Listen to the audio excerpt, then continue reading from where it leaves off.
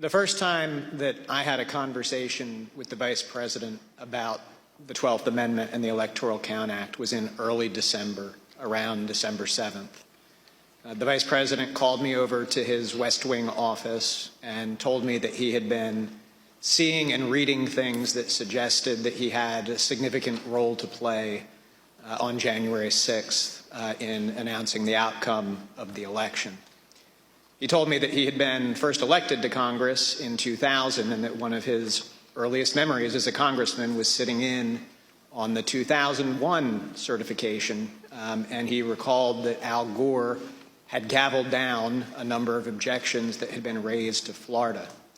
And he asked me mechanically, how does this work at the joint session? What are the rules? And I told the Vice President that, in fact, I had a fairly good idea of how things work, that actually there aren't rules that govern the joint session, but what there is a provision of the Constitution that's just one sentence long, and then an Electoral Count Act that had been passed in 1887. And I told the Vice President that I could put a memo together for him overnight that would explain the applicable rules.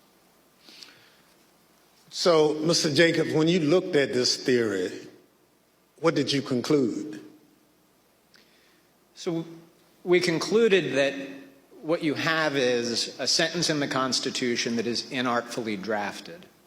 But the Vice President's first instinct when he heard this theory was that there was no way that our framers, who abhorred concentrated power, who had broken away from the tyranny of George III, would ever have put one person, particularly not a person who had a direct interest in the outcome because they were on the ticket for the election, in a role to have decisive impact on the outcome of the election.